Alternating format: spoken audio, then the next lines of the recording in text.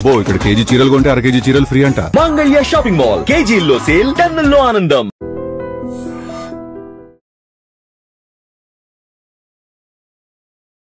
Hi hello నమస్తే, welcome to iDream media. నేను మీ శ్రావ్య. ఇప్పుడు ప్రతి ఒక్కరు మొబైల్లో లోన్స్ తీసుకుంటున్నారు. ఆ యాప్స్ ద్వారా లోన్స్ తీసుకొని చాలామంది సూసైడ్ వరకు వెళ్తున్నారు.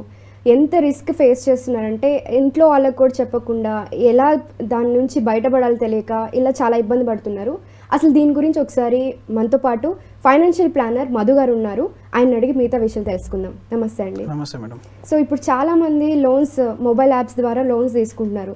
దాని నుంచి చాలా రిస్క్ ఫేస్ చేస్తున్నారు. ఎందుకంటే అది చాలా ఈజీగా వచ్చేస్తుంది కదా, అంటే సిబిల్ ద్వారా వస్తుంది. వాళ్ళు ఇంకా ఏ డీటెయిల్స్ కూడా అడగట్లేదు. సో ఈజీగా వస్తుంది కాబట్టి ఆన్లైన్ ద్వారా మనకి ఇమ్మీడియట్గా వస్తుంది అని చెప్పి తీసుకున్నారు. బట్ దాంట్లో రిస్క్ ఫ్యాక్టర్ ఎక్కువ ఉండడం వల్ల, వాళ్ళు టార్చర్ చేయడం వల్ల ఇలా ఉంటుంది.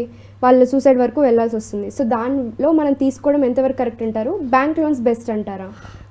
జనరల్గా చెప్పాలంటే it depends on paying capacity madam. మనకు పే చేసే కెపాసిటీ ఉన్నప్పుడు మీరు ఎక్కడి నుంచి తీసుకున్న రిస్క్ అనేది ఉండదు. కాకపోతే ఈ మొబైల్ యాప్లకి ఎవరు వస్తారు అని అంటే బ్యాంకులో లిమిట్ ఎగ్జాస్ట్ అయిపోయిన వాళ్ళు, లేదా బ్యాంక్ ద్వారా మనం వెళ్తే లోన్ రాని వాళ్ళు ఎవరైతే ఉంటారో వాళ్ళు మాత్రమే హై ఇంట్రెస్ట్ పేమెంట్ చేసైనా సరే నాకు అమౌంట్ ఇప్పుడు ఈరోజు కావాలి, ఒక లోన్ పే చేయడానికి ఇంకో లోన్ తీసుకునే వాళ్ళు, లేదా మెడికల్ ఎమర్జెన్సీలు ఉన్న వాళ్ళు, ఇలాంటి వాళ్ళు మాత్రమే ఈ మొబైల్ యాప్ నుంచి లోన్స్ అనేది తీసుకుంటారు. మీరు అంటున్నారు ఇప్పుడు బ్యాంక్ నుంచి రాదు అంటున్నారు. సిబిల్ స్కోర్ ఉన్నప్పుడు బ్యాంక్ నుంచి రాకుండా ఎందుకు ఉంటుంది? ఉంటుంది కదా, సిబిల్ స్కోర్ ఉంది మన దగ్గర. ఇప్పుడు నాకు ఫర్ ఎగ్జాంపుల్ 50,000 శాలరీ ఉంది, నా ఈఎంఐ 50,000 ఉంది, అప్పుడు ఇస్తుందా మళ్ళీ బ్యాంక్? ఓకే, ఇవ్వదు కదా. సో అప్పటికి అంటే ఇప్పుడు ఇంకా చాలా మంది ఏం చేస్తున్నారంటే, మీకు ఒక 5 లక్షల లోన్ ఎలిజిబిలిటీ ఉంటే ఆ 5 లక్షలను మల్టిపుల్ బ్యాంక్స్లో ఒకేసారి అప్లై చేసేసి తీసుకుంటున్నారు. 5, 10 లేదా 3 బ్యాంకులు వేస్తే 15 లక్షలు ఇట్లా మీరు తీసుకున్నారు. మీ కెపాసిటీ లేదు, కట్టేంత కెపాసిటీ లేదు అని అంటే మీరు ఆల్రెడీ స్ట్రక్ అయిపోయారు. ఇంకా మీరు దాన్ని దేనికోసం వాడారో తెలియదు. నాకు తెలిసిన చాలామంది ఏంటంటే ఏదైనా అసెట్ కొనడానికి వాడతారు లోన్స్ అనేది. పెద్ద పెద్ద లోన్స్ తీసుకుంటారు. ₹1,00,000 శాలరీ ఉంటుంది, 30, 40, 50 లక్షల లోన్ అనేది తీసుకుంటారు. దాన్ని ఎక్కడో వీళ్ళ ఊర్లోనో ఇంకెక్కడో ఫ్రెండ్ చెప్పినానో ఎక్కడో ప్రాపర్టీ కొని పెట్టుకుంటారు. దాని నుంచి రూపాయి ఇన్కమ్ రాదు.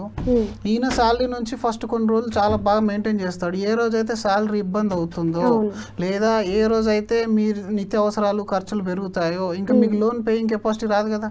మీరు దానికి ఉన్నామనే భ్రమలో ఉంటారు. అక్కడ నుంచి ఇన్కమ్ రావట్లేదు. అది ఫ్యూచర్ కోసం అని చెప్పేసి మీరు ఒక భ్రమ పడ్డారు. మేబీ అది ఫ్యూచర్లో పెరుగుతుంది, పెరగదు తర్వాత. కానీ మీరు లోన్ అయితే కట్టాలి. మీరు లోన్ కట్టాలి. తీసుకునే ముందు ఎవరికైనా సరే, ఇప్పుడు నీకు ఒక ₹1,00,00,000 ప్రాపర్టీ ఉంది, మీది లోన్ కానీ తీసేసుకుంటే 90 లక్షల లోన్ వస్తుంది. మీరు ఏం చేస్తారు? డెఫినెట్గా ఈరోజు నాకు ప్రాపర్టీ సొంతం అవుతుందని ఆలోచనే ఉంటుంది మనకి. ఇది హయ్యర్ సైడ్ లోన్ వారికి. చాలామంది ఐటీలో పెద్ద శాలరీ ఉన్న వాళ్ళు ఇప్పుడు ఈ లోన్స్ కట్టలేని పరిస్థితికి వచ్చేసారు. దానికి కారణం ఏంటంటే ఇలాంటి పెద్ద పెద్ద అసెట్స్ కొనడము. పెద్ద పెద్ద అసెట్స్ కొనడంలో వీళ్ళ అమౌంట్ అనేది అక్కడ బ్లాక్ అయిపోతుంది. దాన్ని సెల్ చేయలేరు, మళ్ళీ అవసరాన్ని కూడా సెల్ చేయలేరు. చాలా వరకు స్ట్రక్ అయిన వాళ్ళే ఇలాంటి ఇబ్బందులు పడతారు. ఇప్పుడు వీళ్ళు ఆ ఈఎంఐని అడ్జస్ట్ చేయడానికి మళ్ళీ మొబైల్ లోన్స్కి వస్తారు.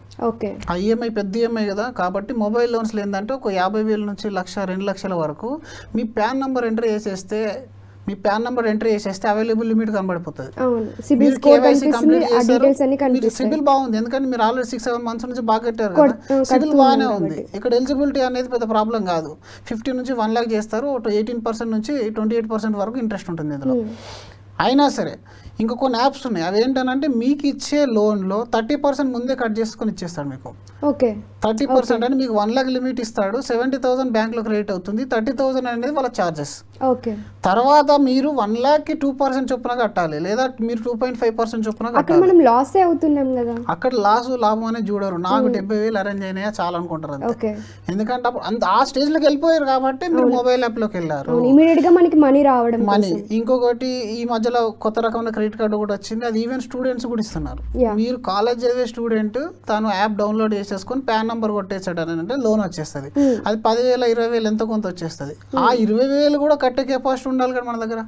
ఉండదు కదా ఆ టైం, స్టడీయింగ్ కాబట్టి ఉండదు. క్రెడిట్ కార్డు వచ్చింది కాబట్టి అప్పుడప్పుడు ఆలోచించాడు. అప్పుడు ఎట్లా ఉంటుంది, మనీ మన దగ్గర ఉండదు, ఫ్రెండ్స్ పిలుస్తూ ఉంటారు, మనకు గోవా పిలుస్తుంది, వెళ్ళిపోతాము, అప్పుడప్పుడు వాడేస్తాము. దాని తర్వాత కదా మనకు 45 days తర్వాత స్టేట్మెంట్ జనరేట్ అయ్యి అప్పుడు మన ముందుకు వస్తుంది కష్టం. ఫస్ట్ మంత్ ఎవరిని అడిగి కడతారు, సెకండ్ మంత్ ఇంకెవరిని అడిగి కడతారు, తర్వాత ఈ మినిమం కడతాం, ఆ తర్వాత ఆ మినిమం కూడా కట్టలేని పరిస్థితిలోకి వచ్చేస్తాము. అయితే మీరు బ్యాంక్లో కనుక ఈ లోన్స్ పెట్టుకున్నట్టయితే బ్యాంక్ ఏంటంటే ఫస్ట్ ఆఫ్ ఆల్ ఇంట్రెస్ట్ అనేది తక్కువ. రెండోది బ్యాంక్ మిమ్మల్ని మెంటల్గా టార్చర్ చేయడంలో యాప్స్ చేసినంతగా చేయదు. ఎందుకంటే బ్యాంక్ అనేది కొన్ని రూల్స్ అండ్ రెగ్యులేషన్స్ ఫాలో అవుతుంది, మనకు కాస్త టైం అనేది ఉంటుంది అందులో. ఈ ఏంటంటే థర్డ్ పార్టీ వాళ్ళకి ఫార్వర్డ్ చేసేస్తారు 2 months, కానీ మనకు పేమెంట్ రాలేదంటే యాప్స్లో మీరు ఇంకా మీ కాంటాక్ట్స్ యాక్సెస్ తీసుకుంటారు ముందు వాళ్ళు. మీ మొబైల్ నెంబర్లో ఉన్న అన్ని కాంటాక్ట్స్కి మీ లోన్ డ్యూ ఉందన్నట్టుగా ఫస్ట్ మెసేజ్ వెళ్ళిపోతుంది. ఆ తర్వాత వాళ్ళకి కాల్ కూడా చేస్తారు. ఇంకా థర్డ్ కేటగిరీ ఆఫ్ చీప్ ఏజెంట్లు కొంతమంది ఉంటారు రికవరీ, వాళ్ళు మన ఫోన్లో ఉన్న కాంటాక్ట్స్కి మన గురించి డీటెయిల్స్ వెళ్తాయి. అలా ఎలా వెళ్తుందండి? మీరు మొబైల్లో యాప్ డౌన్లోడ్ చేసినప్పుడు ఎప్పుడైనా సరే యాక్సెస్ లొకేషన్ ఫస్ట్ అడుగుతుంది, ఎస్ అని పెడతాము. దాని తర్వాత do you want access gallery, yes అని పెడతాము. తర్వాత do you want access contacts అని ఉంటుంది, అది ఎస్ అని పెడతాము. అది యాక్సెస్ లేకుండా ముందుకెళ్ళదు, మిమ్మల్ని అక్కడ బ్లాక్ చేసేసాడు అక్కడ. మళ్ళీ మనకి లోన్ అనేది రాదు. తర్వాత ఒక 2 రిఫరెన్స్లు కూడా అడుగుతాడు, ఆ రిఫరెన్స్లు ఇచ్చేస్తాం మనం. అక్కడ రిఫరెన్స్లు తర్వాత ఫేస్ మార్ఫింగ్ దాకా కూడా వెళ్ళిపోయిన వాళ్ళు ఉన్నారు. అంటే మీ ఫేస్ మార్ఫింగ్ చేయడము, ఇంకా రకరకాల వెబ్సైట్లలో వాళ్ళు ఏంటంటే ఇక ఇల్లీగల్ పనులు కూడా చేయడానికి సిద్ధమైపోతారు వాళ్ళు. ఒక్కసారి అలాంటి ఫోటో కానీ వచ్చిందంటే వీడు భయపడిపోతాడు. ఇంకా వీడు భయపడిపోతారు. రూల్స్ రెగ్యులేషన్స్ ఇవన్నీ పక్కెట్టేస్తే అప్పుడు ఇంకా పరువు మ్యాటర్ అవుతుంది. కాబట్టి అప్పుడు ఇంకా నేను కట్టలేను, అలాగని ఇంట్లో వాళ్ళకి చెప్పలేను, ఆరోగ్యంగా చనిపోవడమే ఇంకా ఒకటే సొల్యూషన్ అనుకుంటారు. చాలా మంది సూసైడ్ చేసుకున్నారు. 50,000 60,000 రూపీస్ లోన్ కోసం చనిపోయిన వాళ్ళు ఎంతో మంది ఉన్నారు. కాబట్టి యాప్స్లో లోన్కి మీరు ఎంత క్లిష్టమైన పరిస్థితులు ఉన్నా వెళ్ళకూడదు. యాప్ లోన్ అనేది అసలు వెళ్ళకూడదు. ఏ యాప్స్ కూడా మనకి సేఫ్ అనేవి లేవు. ఇప్పుడు సేఫ్ అనేది కొన్ని రకాలు. ఇప్పుడు టాటా క్యాపిటల్ ఉంది, ఆ తర్వాత ఇంకా కొన్ని రకాల యాప్స్ ఉన్నాయి, చాలా మంచి యాప్స్, లేజీ పే ఉంది. ఇవన్నీ కూడా కొంచెం ప్రాపర్గానే ఉన్నాయి. వీటిలలో మరీ అంత చెత్త పనులు ఏం చేయరు వీళ్ళు. కానీ మనకు లోన్ అనేది ఫస్ట్ వెళ్ళకూడదు. అత్యవసర పరిస్థితుల్లో మనకి ఏదైనా వెళ్ళాలి అనుకుంటే తప్ప కొన్ని యాప్స్ అన్నా మనకి సేఫ్ యాప్స్ ఉన్నాయని అనుకుంటే దాంట్లో వెళ్ళొచ్చు కదా. కొంతమందికి ఇమీడియట్ గా మీరు అన్నట్లు సర్జరీస్ గానీ ఏమన్నా యాక్సిడెంట్స్ అట్లాంటివి అయినప్పుడు ఇమీడియట్ మనీ కావాలంటే ఎవరిని అడగాలి తెలియక యాప్స్ కి వెళ్తారు. అలాంటి టైంలో సేఫ్ యాప్స్ కావాలి కదా. సేఫ్ యాప్స్ లో మీరు వెళ్ళొచ్చు, రివ్యూస్ చూడొచ్చు. రివ్యూస్ లో ప్రతి యాప్ కింద కనబడుతుంది మనకు. ఆ యాప్ లో మీరు సబ్మిట్ చేసేసి టెన్యూర్ అనేది కూడా కాస్త మీరు పెద్ద టెన్యూర్ పెట్టుకోవాలి, ఇమీడియట్ గా కట్టలేం కాబట్టి. చాలా మంది ఏంటంటే 2 months 3 months టెన్యూర్ ఇస్తాయి. ఆ 3 months నేను కట్టేస్తాను ఓవర్ కాన్ఫిడెన్స్ తీసేసుకుంటారు. అక్కడ ప్రాబ్లం స్టార్ట్ అవుతుంది మళ్ళీ. కాబట్టి మీరు ఒక 12 months 2 years ఇలా టెన్యూర్ ఉన్న యాప్స్ మీరు చూస్ చేసేసుకొని అలా తీసేసుకుంటే ప్రాబ్లం అనేది ఏం లేదు. ఇది ఒకటి ఏంటంటే అంటిల్ అన్లెస్ ఇంకా మనకి ఎవ్వరు డబ్బులు ఇవ్వరు, మనం ఎక్కడికి వెళ్ళినా డబ్బు రాదు, ఈ టైంలో మనం సస్టైన్ కావాలి లాస్ట్ ఛాన్స్ అనుకుంటే తప్ప దీన్ని టచ్ చేయకపోతే మంచిది. దీన్ని టచ్ చేసామంటే అది డిజిటల్ లోన్ తీసుకున్నాం అంటే ప్రాబ్లమేటిక్ అయిపోతుంది ఎప్పుడైనా. ఫస్ట్ ఆఫ్ ఆల్ అన్నిటికన్నా ముఖ్యం ఇంట్రెస్ట్ ఎక్కువ పోతుంది. తర్వాత మళ్ళీ ఇలాంటి ప్రాబ్లమేటిక్ వ్యవస్థ మళ్ళీ మనం ముందుకు తీసుకొని వస్తారు. సో అందుకనే మీ ఇలాంటి ఫైనాన్షియల్ ప్లానర్స్ అందరూ చెప్పే సజెషన్ ఏంటంటే ముందుగా ఏదన్నా మనం ఇన్సూరెన్స్ ప్లాన్ చేసుకోవాలి. ఇలాంటి చాలా మంది మీరు చూసుకున్నట్టయితే విలాసాల కోసం తీసుకునే వాళ్ళు తక్కువ మంది ఉంటారు. ఇంట్లో ఉన్న ఎమర్జెన్సీ, అందులో మెడికల్ ఎమర్జెన్సీ కోసం తీసుకునే వాళ్ళే 90% ఉంటారు. అయితే సర్జరీ చేసిన తర్వాతనో సర్జరీకి ముందు ఇంకా వీళ్ళకి వేరే ఆప్షన్ లేక లేదా బయట వాళ్ళు ఆల్రెడీ తీసుకుని వచ్చి అది సరిపోక ఈ ఆప్షన్కి వెళ్తారు. కాబట్టి బేసికల్గా లైఫ్ అండ్ హెల్త్ ఇన్సూరెన్స్ తీసుకున్నామని అంటే ఒక 50% అయినా మీరు రిస్క్ని అవాయిడ్ చేస్తారు. మూడోది హై వాల్యూ ఉన్న ప్రాపర్టీస్ను మీ శక్తిని మేరకు మాత్రమే కొనుక్కోవాలి, శక్తిని మించి కొనొద్దు, కొని ఇబ్బంది పడద్దు. అలాంటి టైంలో మీరు ఇక్కడికి వెళ్ళాల్సిన పరిస్థితి వస్తుంది. ఒకవేళ ఇలా మీరు యాప్స్లో వెళ్ళే పరిస్థితి వచ్చింది, మీరు ఈఎంఐ కట్టలేని పరిస్థితి వస్తే బ్యాంకును అప్రోచ్ అవ్వడం బెటర్. బ్యాంకులో వెళ్ళి కూర్చోవాలి, నా పరిస్థితి ఇదని చెప్తే మళ్ళీ టెన్యూర్ పెంచుకోవాలి, లేకపోతే కొత్త టాప్అప్ లోన్ చేసి ఏదో ఒకటి చేసి మీకు హెల్ప్ చేస్తారు. సో మనకి బ్యాంక్లో ఇట్లాంటి హెల్త్కి సంబంధించి లోన్స్ ఏమన్నా ఉంటాయంటారా? హెల్త్కి సంబంధించి లోన్ అనేది అస్సలు లేవు. అయితే బజాజ్ ఫిన్ సర్వీస్ నుంచి ఒక కార్డ్ అనేది ఉంటుంది, అది మీకు హెల్త్ ఈఎంఐ కార్డ్ అంటారు దాన్ని. మీకు దానిలో ఒక 5 లక్షల లిమిట్ ఇస్తారు. మనీ రాదు కానీ మీరు హాస్పిటల్లో పేమెంట్ చేయొచ్చు దాంతో.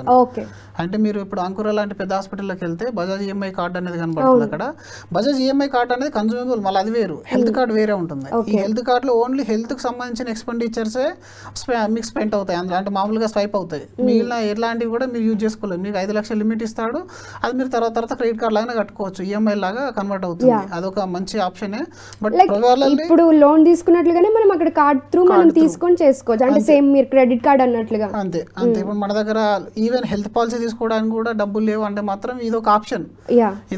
ఇందులో మీరు ఆ హెల్త్ కార్డు తీసుకోవడానికి 5,000 6,000 తీసుకుంటారు. అంటే ఇప్పుడు మనకి ఇప్పుడు ఇన్స్టెంట్ గా నాకు కావాలి, ఇప్పుడు ఒక సిచ్యువేషన్ వచ్చింది, సో ఆ సిచ్యువేషన్ కి తగ్గట్టుగా నేను ఇప్పటికిప్పుడు బజాజ్ ఫైనాన్స్ లో నేను అప్లై చేస్తే నాకు ఇమీడియట్ గా నేను వెళ్ళి హెల్త్ హాస్పిటల్ అప్లై చేసుకోవచ్చా?